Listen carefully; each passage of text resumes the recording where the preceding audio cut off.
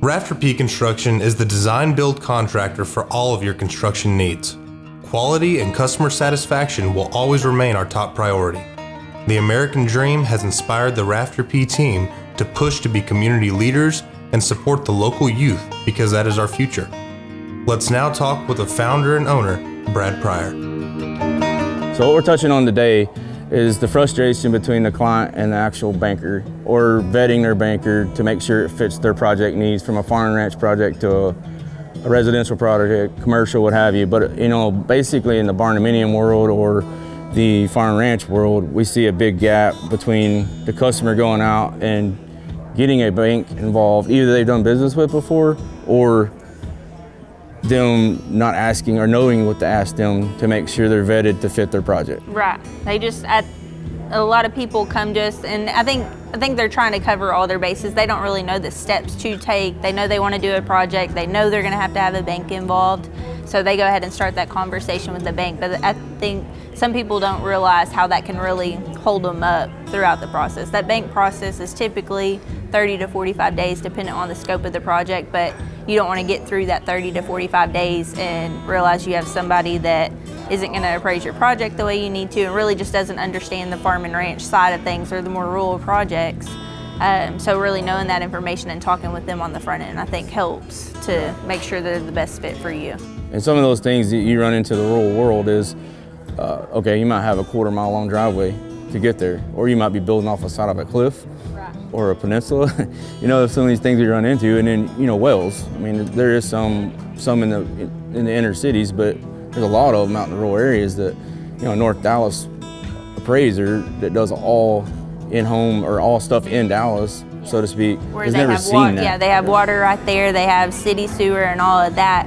I think those rural bankers and rural appraisals really understand the infrastructure that's taken to be able to build your home. It's not just your home and the price per square foot that it appraises for, it's everything that's going into it. Hey, we got a driveway here, this has a well, this has a septic. It's not just a raw piece of land anymore. There's other things that are gonna bring up that price per square foot because it's needed to actually build a project on that raw land.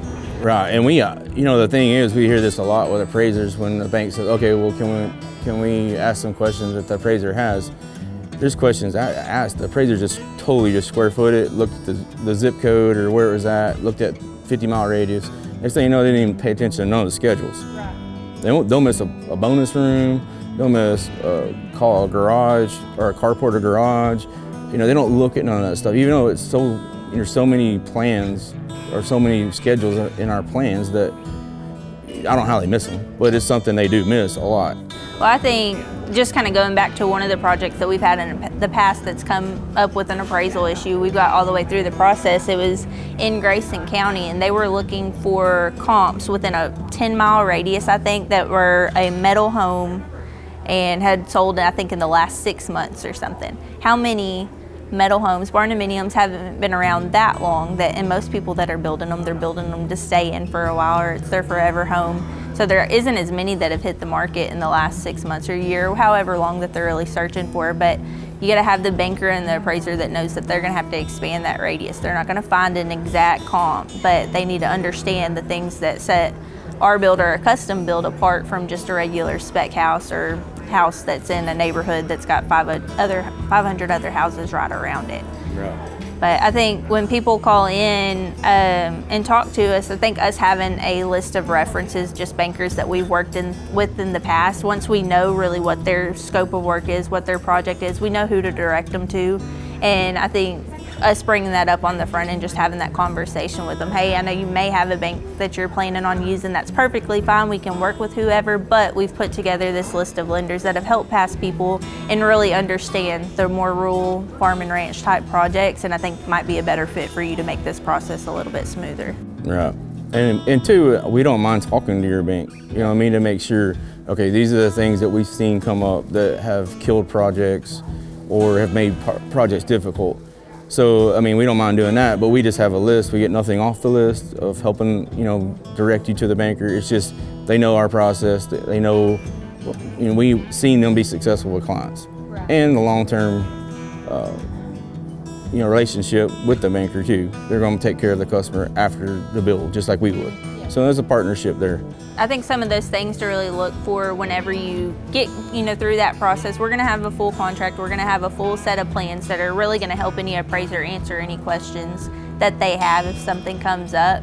But knowing once you get that appraisal back, there's certain things to look for in that. Are they accounting for the infrastructure that you had to put in?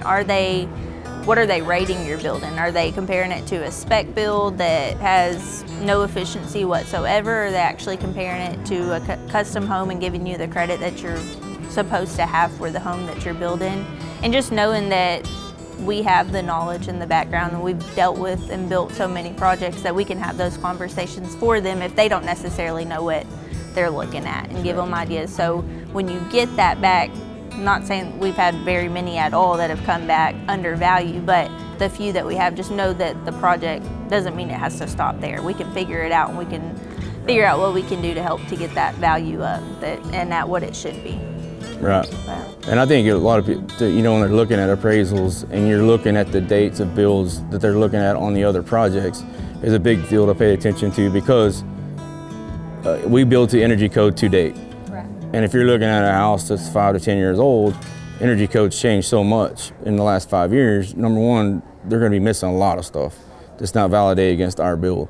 But most builders don't even know what energy code is. So, there's just ways we can talk to the appraisal company to help you help them understand, what house they're looking at versus the project they're looking at that we're doing, and having that knowledge and openness about us instead of, no, I'll just forget it. We're going to help you through it. And I think just kind of touching one more time on just interviewing your banker just like you'd interview your builder. Again, no customer has to use the people that we're recommending, but make sure to ask the question, see if they have references of people that they've worked in the past in the rural areas, just so they can call and kind of get a reference of how the process went with them. Just know that interviewing your banker is just as important as interviewing your builder to make sure everything goes smoothly through that process. Right. And they do have, some of these bigger banks, they have like a lottery system, so they can't give the same appraiser over and over work. So, but I do know they have a lottery system within the rural underwriting with an appraiser. So you have a lottery system on the custom builds, rural stuff. I mean, there's a ways to do that, but if the banker doesn't even know what that means, you're probably talking to the wrong person. Yeah, and ask them what the process is. Hey, say this comes back low to value. What's the process there? Is there anything that we can do to just, what happens if that happens? Do I just have to come up with $100,000 more, or what do we do at that point? Does the project get stopped, or how are you going to help me through that process? Right, and I feel like with the banks that we're using, or even banks that customers brought us, I feel like when we're going up front with the budget, and you have, they have a piece of land they're going to buy, or they already have it, they have the equity in the land. Well, you take that project to the banker first before we even start drawing. You get it validated then. Yeah. Don't wait till we went through the whole thing, and then you got a project that's not going to fund because you didn't realize you had to put. They're only going to fund 80% of it, and you got raw land and you don't have enough cash. I can't help with that. Yeah. You know what I mean? Like there is cash involved when it comes to raw land. That's just the way it is. You have to put the cash into it. So you just went through this. You're building a house right now, so you're learning a lot as being a designer. That it helps. But it helps your skill sets. Yeah. Like, these are things I really need to pay attention to more, because it's driving me crazy that help my clients with this. Now I know how frustrating it is. Well, I think even talking through the bank process with clients, people will call in, hey, can I roll in my land and my construction loan together? Or what is a construction loan? How does that work?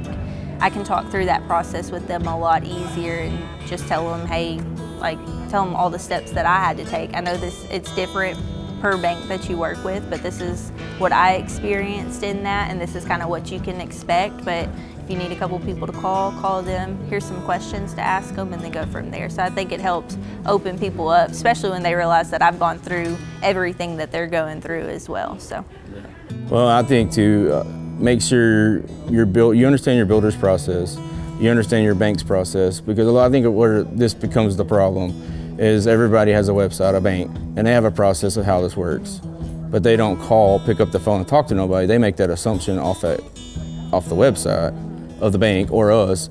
But those two need to marry together and make sure the client understands that bank may not be their bank. Just because you read it, it sounds good.